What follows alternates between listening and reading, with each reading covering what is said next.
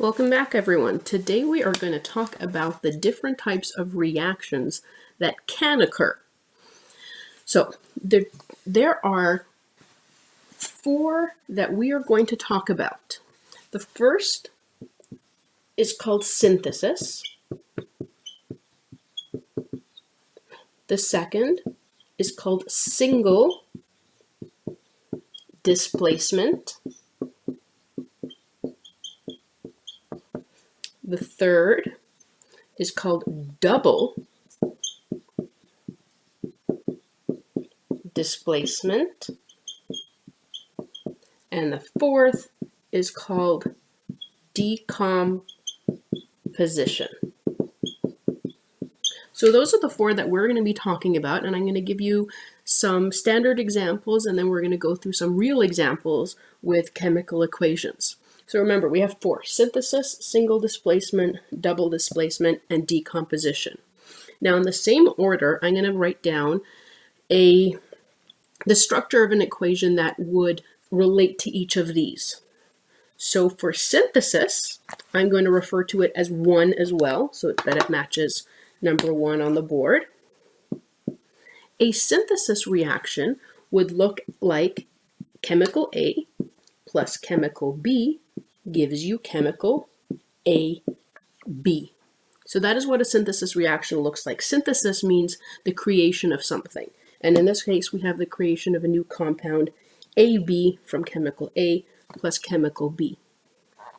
Single displacement means that one part of a chemical is displaced or moved.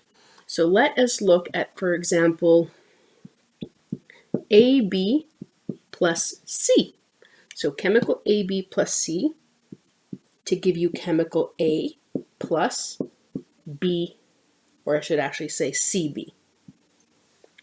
Okay, so notice how chemical B, or element B, has now moved or been displaced in the reaction.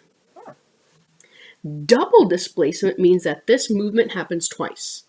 So you're going to see AB plus CD gives you AD plus CB. So notice how we have displacement occurring twice. That's why it's called double displacement.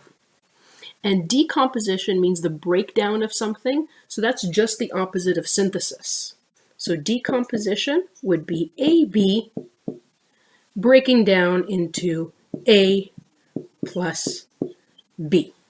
So that is a very general structure of the equations, where you would see this being synthesis, single displacement, double displacement, and decomposition. So let me give you some real examples of reactions, and then we'll go through them and we can dictate which one of these types of reactions they are. So let us do that together. So let's start off with a simple one. So let's say iron and oxygen to give us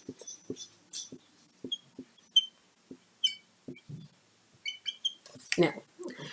I'm hoping that when you look at this, you notice that it is not balanced.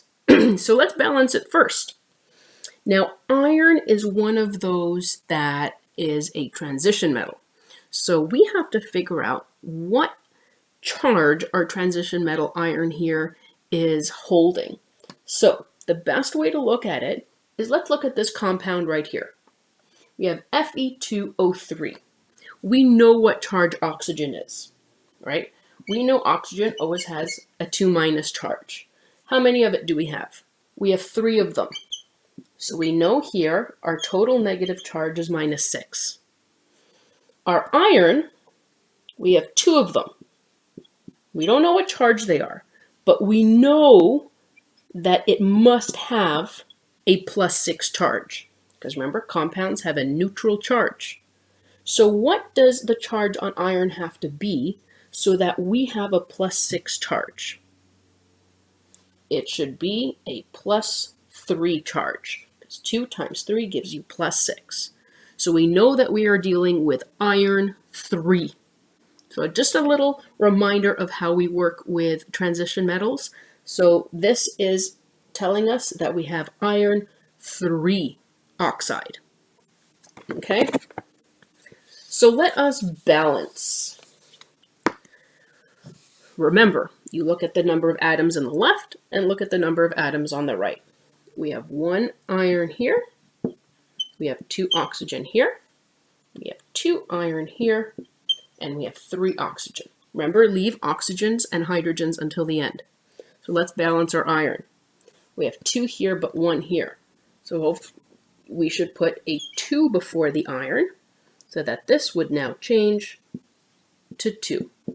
Okay, so our irons are balanced. But it looks like our oxygens aren't balanced.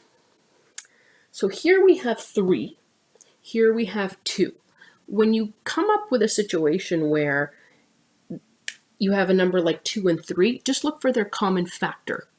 And in this case, the common factor with 2 and 3 is 6. So you would multiply this by 3.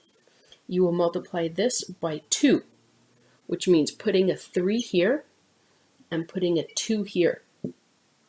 So that would now give us 6 oxygen here and 6 oxygen here. But what happened when we put a 2 here? It changed our iron to 4. So always be careful when you do something like that. Make sure you remember that it changes everything in the formula. So now our irons have become misbalanced, which means that we now have to change this from a 2 to a 4.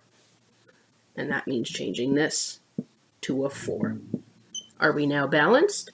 4 iron, 6 oxygen, 6 oxygen. We have now balanced our equation. So hopefully this brings back some memories of our balancing the equations, and it's not too hard for you. Okay, so now that we've balanced it, what kind of reaction is it?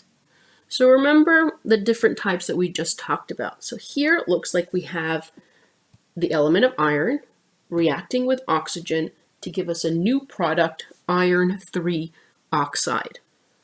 So it looks like an A plus B giving me a B. And if you remember, that is a synthesis reaction. So we balanced it first to make sure that it was a proper equation. And then we looked at it and we noticed that it formed the structure, followed the same structure as an A plus B gives me AB, and that is a synthesis reaction. Let us try another reaction. And I will do that in the next video.